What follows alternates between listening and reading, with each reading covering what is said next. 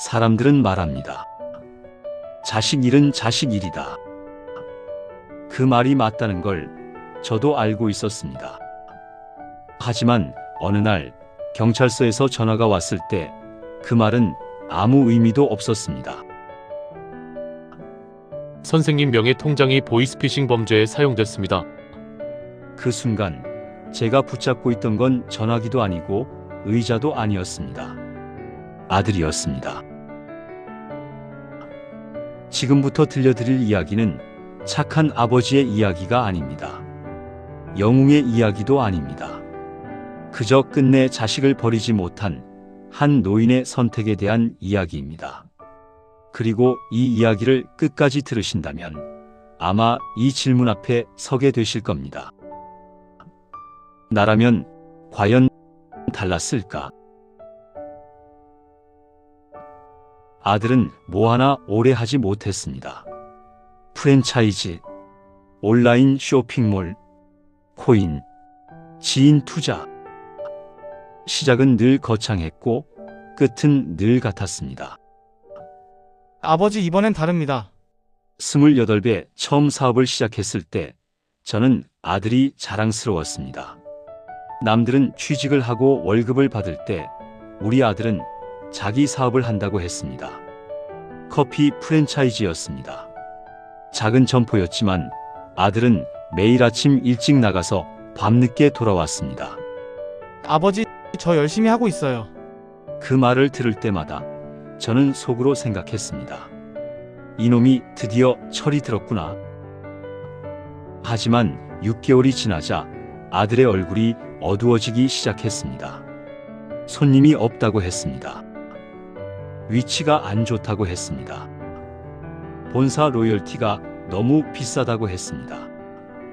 1년이 채 되지 않아 그 가게는 문을 닫았습니다. 아버지, 죄송합니다. 제가 경험이 없어서. 그때는 그러려니 했습니다. 첫 사업이니까요. 누구나 실패는 있는 법이니까요. 31살 아들은 온라인 쇼핑몰을 시작했습니다. 이번에는 자본이 덜 든다고 했습니다. 재고 부담도 없고 집에서 할 수 있다고 했습니다. 아버지, 요즘은 온라인이 대세예요. 처음 몇 달은 괜찮아 보였습니다. 아들은 밤낮 없이 컴퓨터 앞에 앉아 있었습니다. 주문이 들어오면 포장을 하고 택배를 붙였습니다. 하지만 반년쯤 지나자 집에 물건들이 쌓이기 시작했습니다. 팔리지 않는 재고였습니다. 아들은 말했습니다. 마케팅을 더 해야 하는데 돈이 없어요. 결국 그 사업도 1년을 버티지 못했습니다. 33. 코인이 유행했습니다. 아들은 말했습니다. 아버지, 지금 비트코인 안 하면 바보예요. 제 친구는 벌써 몇천 벌었어요. 저는 걱정이 되었습니다. 도박 같다고 말했습니다. 하지만 아들은 이건 투자라고, 공부를 많이 했다고, 안전하게 한다고 말했습니다. 석 달 뒤 아들은 패닉 상태로 집에 돌아왔습니다. 다 날렸어요. 전부 다? 그때 날린 돈이 800만 원이었습니다. 아들 본인 돈이 아니었습니다. 카드 대출이었습니다. 저는 그때 처음으로 크게 화를 냈습니다. 너 도대체 언제 철들 거냐? 아들은 고개를 숙였습니다.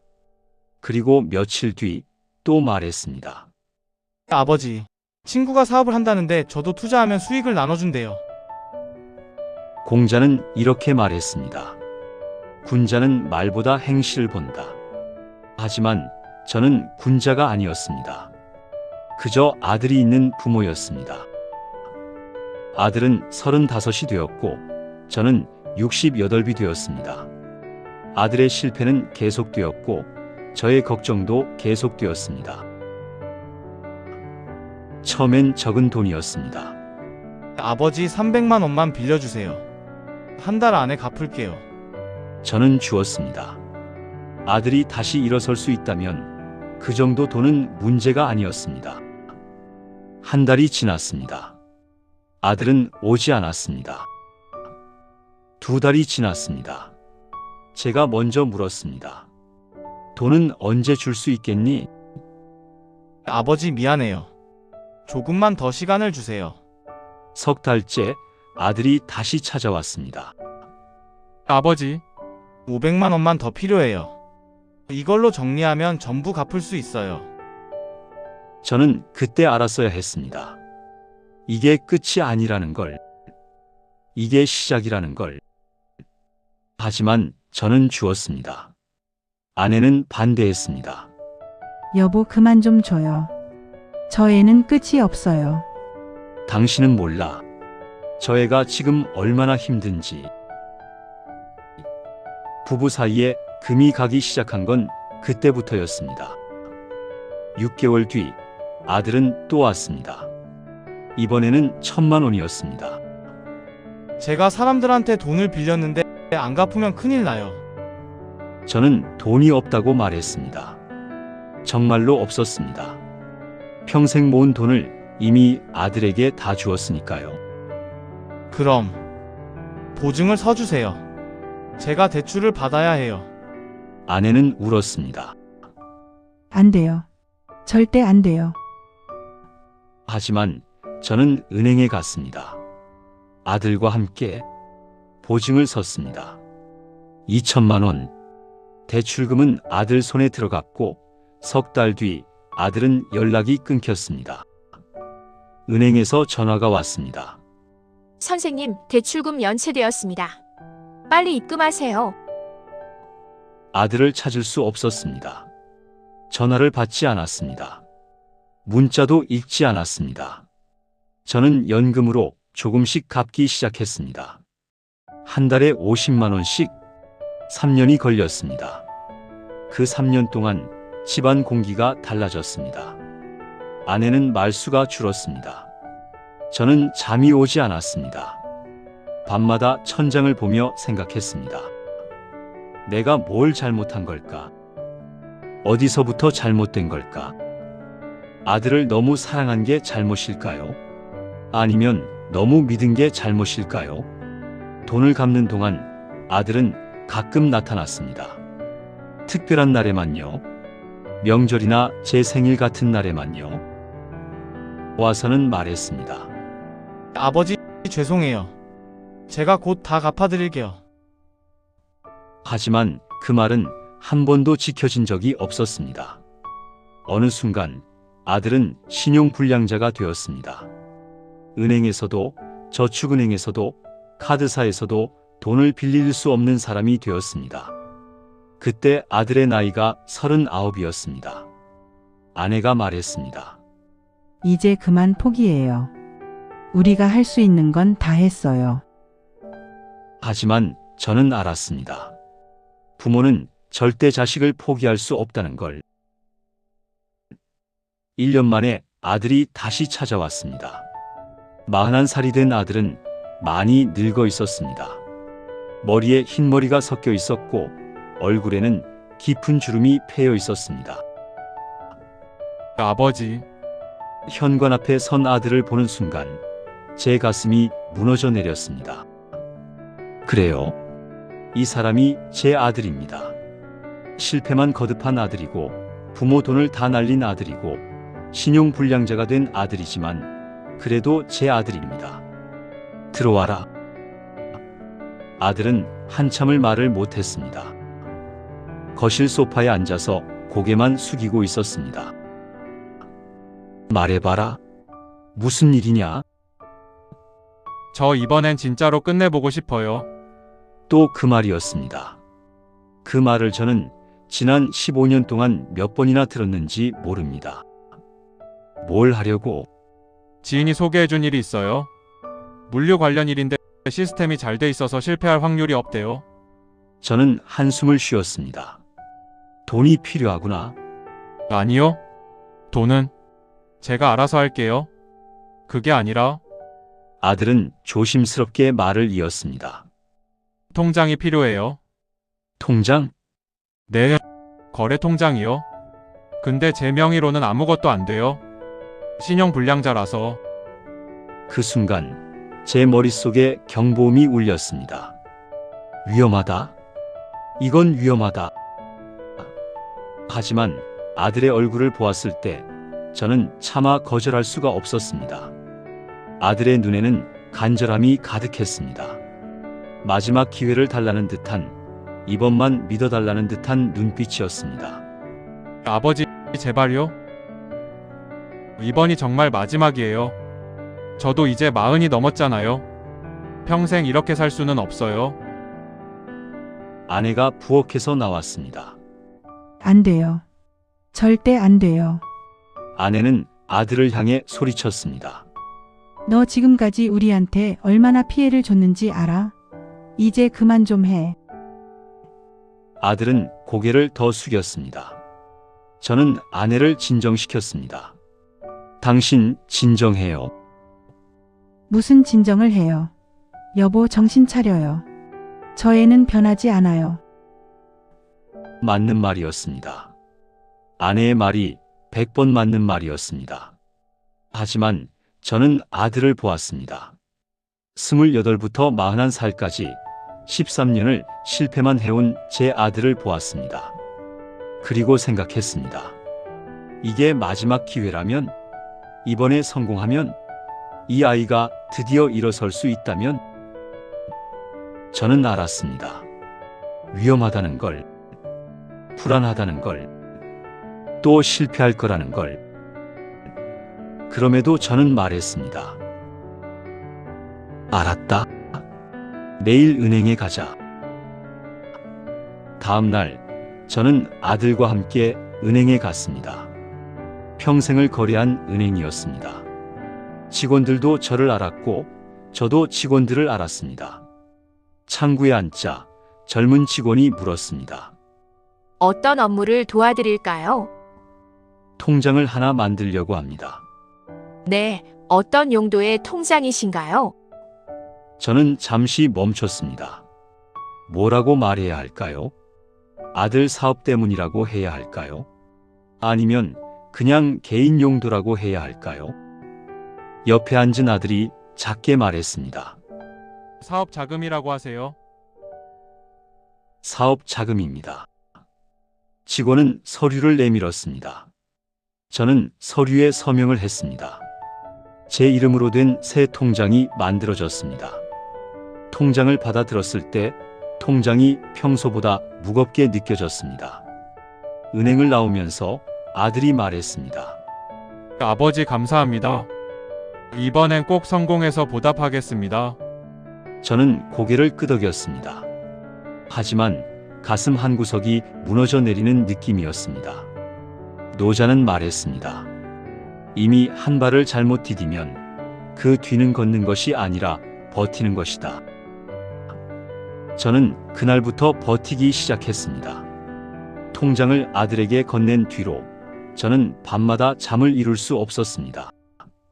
아내는 저와 말을 하지 않았습니다. 밥을 차려주기는 했지만 한마디도 하지 않았습니다. 당신이 책임져요. 이번에 무슨 일이 생기면 당신이 다 책임져요. 아내의 그 말이 매일 밤 귓가에 맴돌았습니다. 일주일이 지났습니다.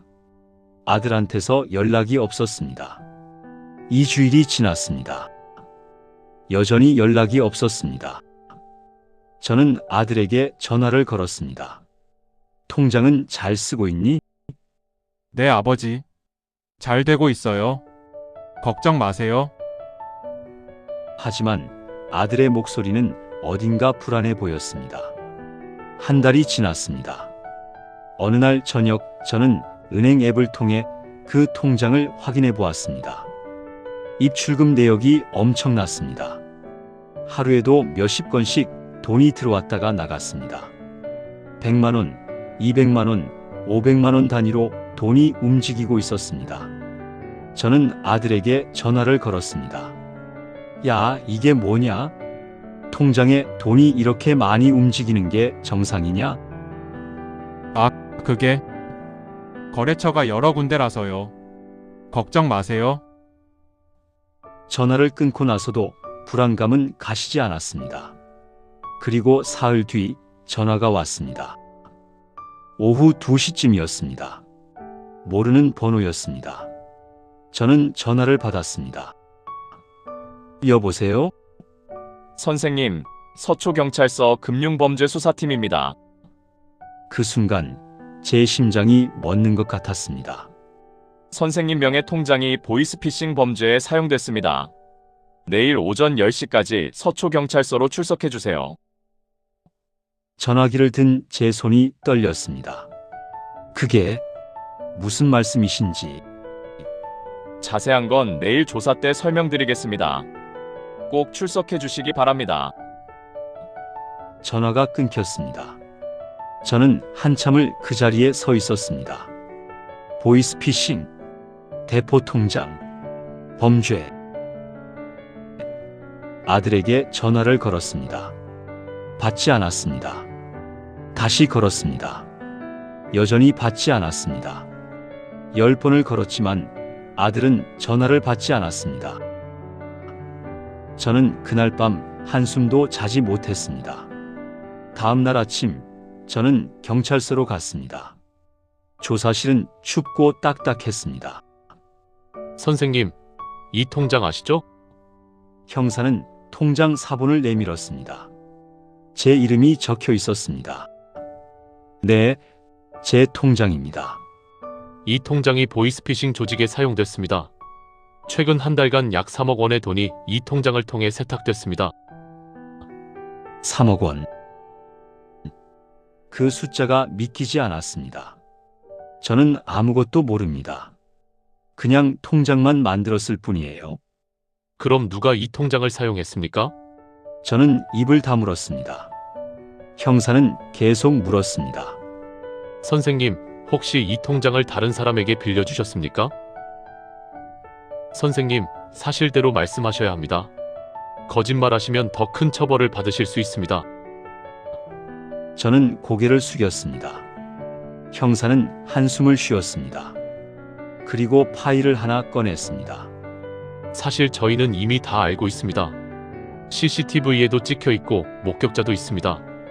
파일 속에는 사진들이 있었습니다. 편의점 ATM 앞에 서 있는 아들의 모습, 카페에서 노트북을 보고 있는 아들의 모습. 이 사람이 누군지 아십니까? 저는 대답할 수 없었습니다. 선생님의 아들 김민수 씨입니다. 형사는 또 다른 서류를 꺼냈습니다. 김민수 씨는 이미 여러 차례 같은 혐의로 조사를 받았습니다. 작년에도 재작년에도요. 이번이 5번째입니다.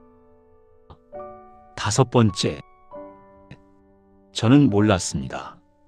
아들이 이런 일을 여러 번 했다는 걸 몰랐습니다. 선생님, 솔직히 말씀드리겠습니다. 아드님은 이미 상습범입니다. 이번에는 실형을 피하기 어려울 겁니다. 저는 눈을 감았습니다. 조사는 3시간 동안 계속되었습니다.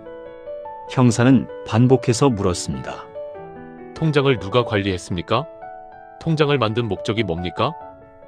보이스피싱 조직이라는 걸 알고 있었습니까? 저는 대답할 수 없었습니다. 아들이라고 말하면 아들은 감옥에 갑니다. 제가 했다고 말하면 제가 벌금을 내고 전과자가 됩니다. 형사는 잠시 조사를 멈추고 말했습니다. 선생님, 저도 아버지입니다. 선생님 심정 이해합니다. 형사의 목소리가 조금 부드러워졌습니다. 하지만 이건 범죄입니다.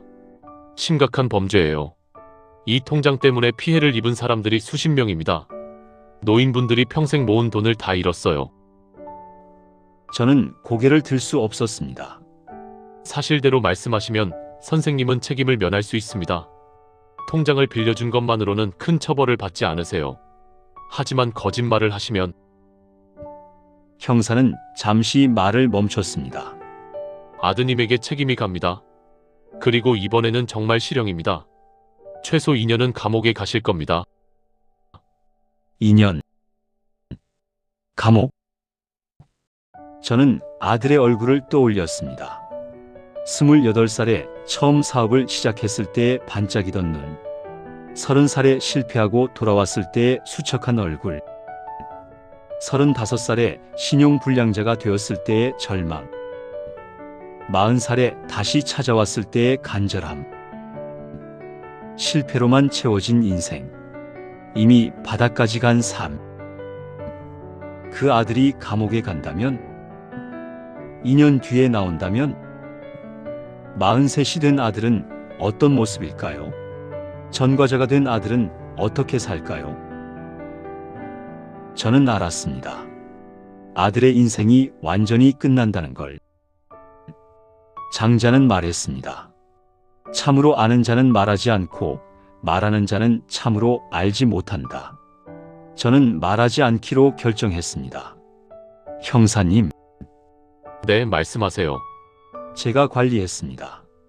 형사는 놀란 표정으로 저를 쳐다봤습니다. 선생님, 지금 뭐라고 하신 겁니까? 그 통장은 제가 직접 관리했습니다. 아들은 아무것도 모릅니다. 선생님, 그게 무슨... 제가 했습니다. 누가 시켰는지는 모르겠지만 통장을 관리하면 수수료를 준다고 해서 했습니다. 형사는 한참 저를 바라봤습니다. 선생님, 정말 그렇게 진술하시겠습니까? 거짓 진술이면 나중에 더 큰 처벌을 받으실 수 있습니다. 거짓이 아닙니다. 제가 한 일입니다. 형사는 깊은 한숨을 쉬었습니다. 알겠습니다. 진술서에 서명해 주세요. 저는 떨리는 손으로 진술서에 서명을 했습니다. 그 순간부터 저는 범죄자가 되었습니다. 경찰서를 나왔을 때 해가 지고 있었습니다. 저는 벤치에 앉아서 한참을 하늘을 바라봤습니다. 70평생을 살면서 법을 어긴 적이 없었습니다. 신호등을 지켰고 세금을 냈고 성실하게 살았습니다. 그런 제가 이제 전과자가 됩니다. 집으로 돌아가는 길이 너무 멀게 느껴졌습니다. 문을 열고 들어갔을 때 아내가 현관에 서 있었습니다. 어떻게 됐어요? 저는 대답할 수 없었습니다. 여보, 물어보잖아요. 어떻게 된 거예요? 내가 했다고 했어. 뭐라고요? 내가 그 통장을 관리했다고 했어. 아내는 주저앉았습니다. 당신 미쳤어요? 당신이 왜 그런 거짓말을... 거짓말이 아니야. 내 통장이었으니까. 아니, 그게 아니잖아요. 민수가 한 거잖아요. 저는 아무 말도 하지 않았습니다. 아내는 울기 시작했습니다.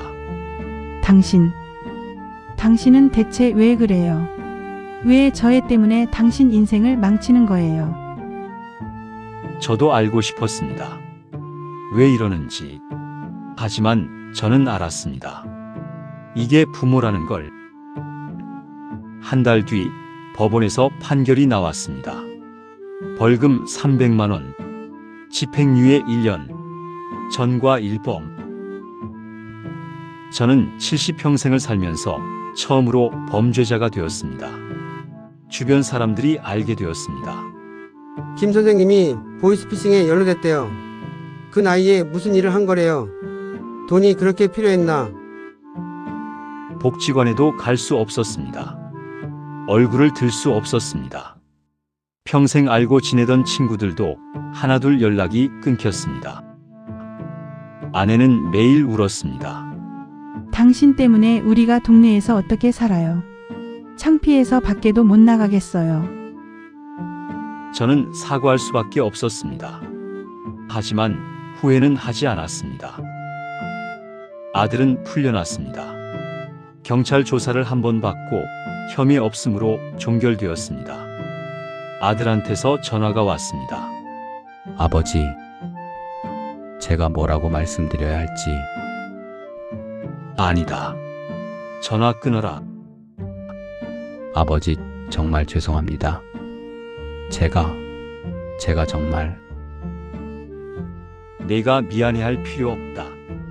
아버지가 한 일이니까. 그렇게 전화를 끊었습니다. 그날 밤 저는 처음으로 아내에게 말했습니다. 미안해. 미안하다고 다해요. 당신 그게 미안한 거예요. 나도 어쩔 수 없었어. 어쩔 수 없긴 뭐가 어쩔 수 없어요.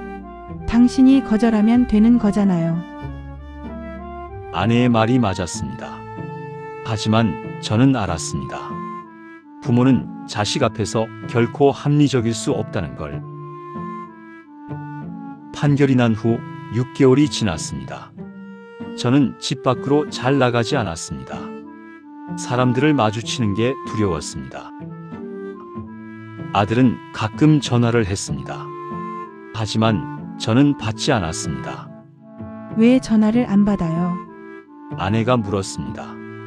받기 싫어서. 그럼 왜 그때 그런 거짓말을 한 거예요? 차라리 저 애를 감옥에 보냈어야 했어요. 저는 대답하지 않았습니다. 어느 날 아들이 집에 찾아왔습니다. 초인종이 울렸을 때 저는 문을 열고 싶지 않았습니다. 하지만 아내가 문을 열었습니다. 왜 왔니? 어머니, 아버지 계세요? 계시긴 한데 너 만나고 싶어 하지 않으셔. 어머니, 제발요. 한 번만 만나게 해주세요. 아내는 한숨을 쉬고는 안으로 들어갔습니다. 그리고 저를 불렀습니다. 여보, 민수 왔어요. 저는 나가지 않았습니다.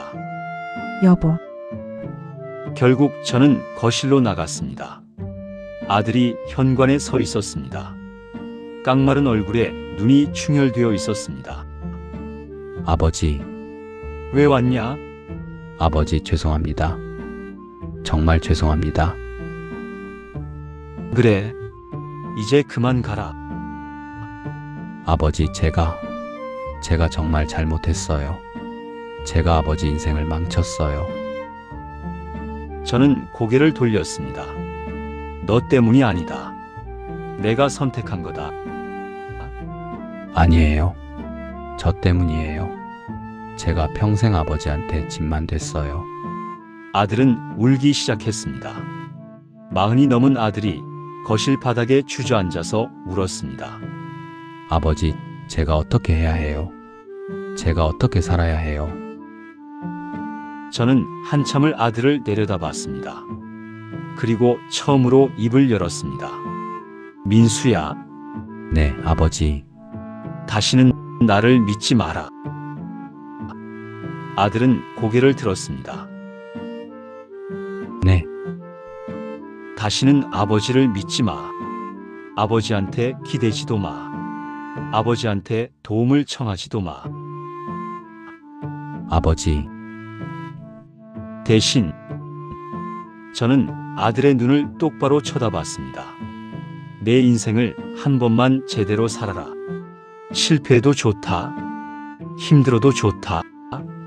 하지만 내 힘으로 살아라. 아들은 눈물을 흘리며 고개를 끄덕였습니다.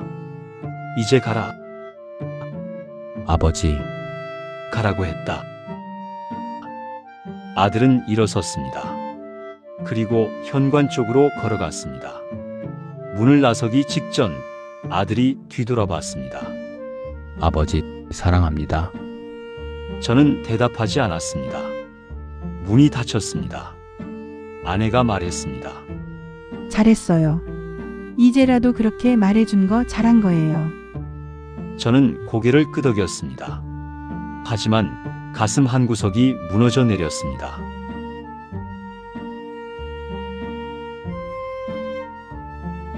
그날 이후 아들은 1년 동안 연락이 없었습니다. 명절에도 오지 않았습니다. 제 생일에도 전화가 없었습니다. 저는 궁금했습니다. 아들이 어떻게 지내는지, 밥은 먹고 다니는지, 어디서 자는지. 하지만 전화하지 않았습니다. 걱정되죠? 어느 날 아내가 물었습니다. 아니, 거짓말. 당신 요즘 밤에 잠도 못 자잖아요. 저는 아무 말도 하지 않았습니다. 저도 궁금해요. 저 애가 어떻게 사는지. 아내도 걱정하고 있었습니다. 1년이 지나고 어느 날 아들한테서 문자가 왔습니다. 아버지, 저 공사장에서 일하고 있습니다. 힘들지만 괜찮습니다. 걱정 마세요. 짧은 문자였습니다. 하지만 그 문자를 읽는 순간 제 눈에 눈물이 고였습니다. 공사장. 40이 넘은 나이에 공사장에서 일을 한다니. 아내도 문자를 봤습니다. 그래도 일은 하네요. 그러게 당신 덕분일까요? 저는 고개를 저었습니다. 내 덕분이 아니야. 저 애가 스스로 선택한 거지. 몇 달 뒤 아들한테서 또 문자가 왔습니다. 아버지, 저 이번 달부터 월급 받았습니다. 많지는 않지만 제 돈으로 벌었습니다. 저는 답장을 보냈습니다. 잘했다. 그게 전부였습니다. 하지만 아들은 답장을 보냈습니다. 아버지, 감사합니다. 2년이 지났습니다. 아들은 여전히 공사장에서 일했습니다. 가끔 문자를 보내왔습니다. 아버지, 저 이제 반장이 됐습니다. 아버지, 저 오늘 월급 받았습니다. 이번 달은 300만 원 받았습니다. 아버지, 저 작은 방 하나 얻었습니다. 고시원은 벗어났습니다. 저는 매번 짧게 답장을 보냈습니다. 그래, 잘했다. 몸 조심해라. 하지만 마음속으로는 울고 있었습니다. 제 아들이 40이 넘어서야 비로소 제대로 살기 시작했다는 게 기쁘면서도 슬펐습니다. 어느 날 명절 전날이었습니다. 아들한테서 전화가 왔습니다. 아버지, 그래, 내일 집에 가도 될까요? 저는 잠시 망설였습니다. 와라. 다음 날 아들이 왔습니다. 3년 만이었습니다. 아들은 많이 달라져 있었습니다. 얼굴이 그을렸고 손에 굳은 살이 박혀 있었습니다. 하지만 눈빛은 전보다 맑았습니다. 아버지, 어머니, 아들은 봉투를 하나 꺼냈습니다. 이게 뭐냐? 300만 원입니다. 제가 3년 동안 모았습니다. 이걸 왜 주냐? 아버지가 저 때문에 내신 벌금이 300만 원이었잖아요. 저는 봉투를 밀어냈습니다. 필요 없다. 가져가라. 아버지, 아버지가 낸 건 아버지 돈이다. 내가 갚을 필요 없어. 아들은 고개를 숙였습니다. 아버지, 저 정말 죄송했습니다. 그만하면 됐다. 이제 그만 사과해라. 저는 아들을 똑바로 쳐다봤습니다. 너 이제 제대로 사는 거냐? 네, 아버지. 열심히 살고 있습니다. 좋아. 그럼 됐다. 그날 우리는 오랜만에 함께 밥을 먹었습니다. 아들은 밥을 먹으면서 이야기했습니다. 공사장 이야기, 동료들 이야기, 앞으로의 계획. 저는 그 이야기를 들으면서 생각했습니다. 그래, 이제야 제대로 사는구나. 그날 이후로 아들은 한 달에 한 번씩 집에 왔습니다. 올 때마다 조금씩 돈을 놓고 갔습니다. 생활비입니다. 필요 없다. 아버지, 받으세요. 저는 매번 거절했지만 아들은 고집을 부렸습니다. 4년째 되는 해에 아들이 말했습니다. 아버지, 저 결혼하려고 합니다. 공사장에서 만난 여자가 있습니다. 식당에서 일하는 사람인데 좋은 사람이에요. 저는 놀랐습니다. 네 과거 다 얘기했냐? 네, 다 얘기했습니다. 신용 불량자였던 것도, 아버지가 저 때문에 고생하신 것도. 그런데도 결혼한다고? 네, 그 사람이 말했어요. 과거는 과거고 지금의 저를 보겠다고. 저는 한참을 아들을 바라봤습니다. 잘 만났구나. 네, 아버지. 결혼식은 작게 했습니다. 하객도 많지 않았습니다. 하지만 아들은 행복해 보였습니다. 신부도 좋은 사람처럼 보였습니다. 저는 그날 아들에게 말했습니다. 민수야, 네, 아버지. 이제 내 가정을 지켜라. 내 아내를 행복하게 해줘라. 네, 아버지. 꼭 그렇게 하겠습니다. 저는 아들의 어깨를 두드렸습니다. 그게 제가 아들에게 해줄 수 있는 전부였습니다. 5년이 지났습니다. 아들은 여전히 공사장에서 일했습니다. 하지만 이제는 현장 소장이 되었습니다. 아내와 함께 작은 아파트도 마련했습니다. 그리고 어느 날 아들이 찾아와서 말했습니다. 아버지, 제가 아빠가 됐습니다. 뭐? 아내가 임신했어요. 저는 그 말을 듣는 순간 울컥했습니다. 그래, 축하한다. 아들은 웃고 있었습니다. 아버지, 저 이제 아버지 마음을 알 것 같아요. 무슨? 자식을 가지니까 아버지가 왜 저를 포기하지 못했는지 알 것 같아요. 저는 아무 말도 하지 못했습니다. 몇 달 뒤 손주가 태어났습니다. 작고 빨간 얼굴의 아기였습니다. 아들은 그 아기를 안고 말했습니다. 아버지, 저 이 아이만큼은 잘 키우겠습니다. 아버지처럼 고생시키지 않겠습니다. 저는 고개를 끄덕였습니다. 그래, 잘해라.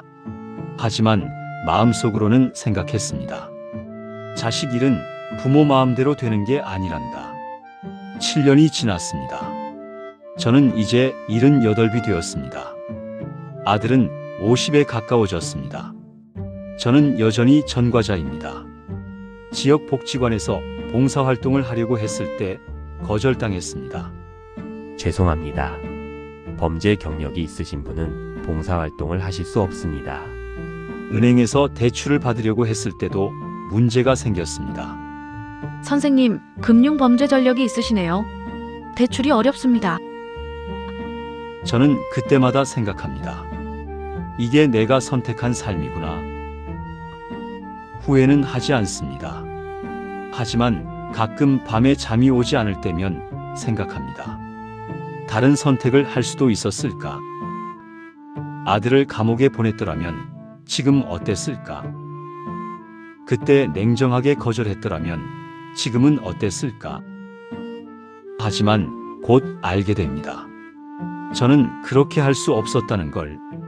부모는 자식 앞에서 냉정할 수 없다는 걸. 어느 날 아내가 말했습니다.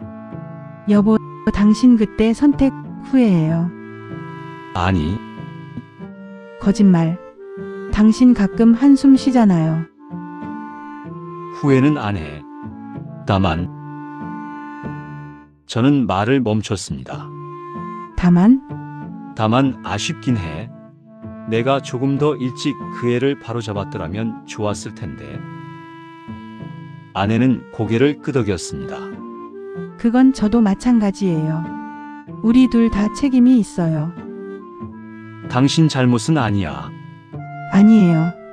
저도 책임이 있어요. 저도 그 애한테 돈을 주고 믿고 기다렸잖아요.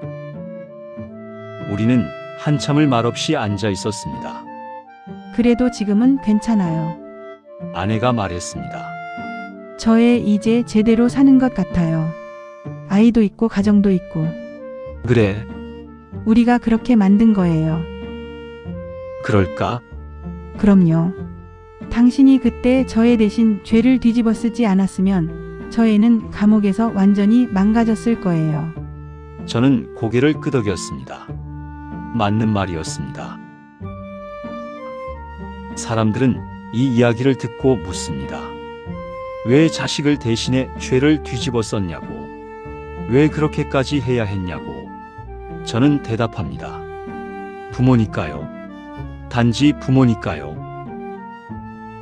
자식이 잘못을 저질렀을 때 부모는 두 가지 선택을 할 수 있습니다. 하나는 냉정하게 책임을 지게 하는 것, 다른 하나는 끝까지 감싸는 것. 어느 것이 옳은지는 모르겠습니다.